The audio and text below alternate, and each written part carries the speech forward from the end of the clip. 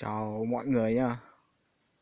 Hôm nay mình đi rừng, đi xem thảo quả. Gặp cây củ giáng cám.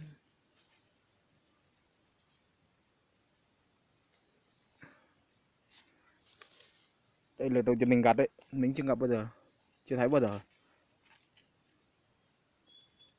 Người ta bỏ bảy lá một hoa nhưng mà sao chỉ có 4 lá.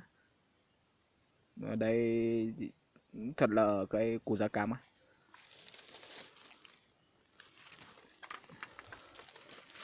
Bây giờ mình sẽ đào nó lên.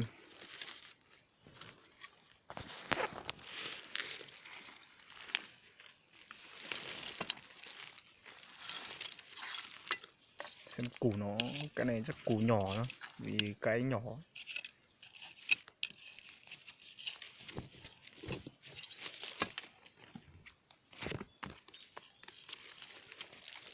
Đây,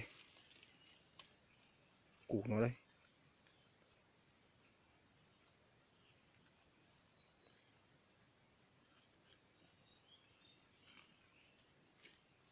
Đấy, hoa của nó đây.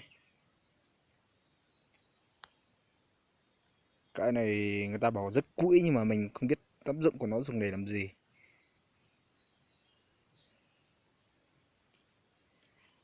Thì lát nữa mình sẽ qua thảo quả cho các bạn xem này.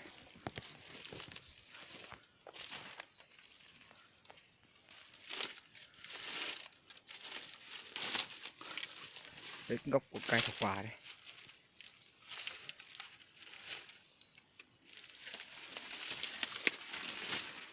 Đấy.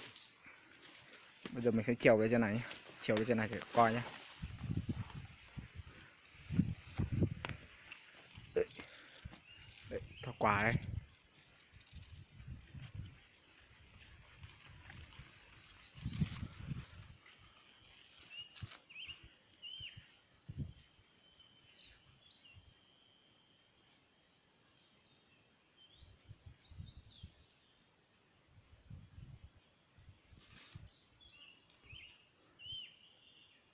Đấy.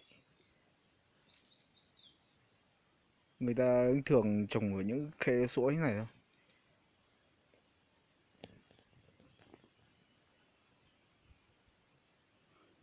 Đấy, nó lại thích nghi ở môi trường này.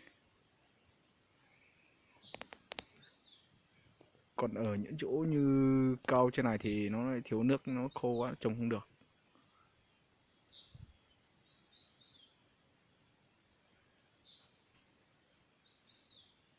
Bây giờ cũng phải là mùa mùa của nó có quả.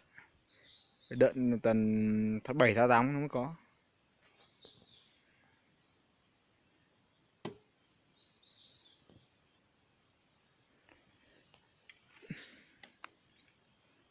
Mình sẽ đào măn đi về cái này.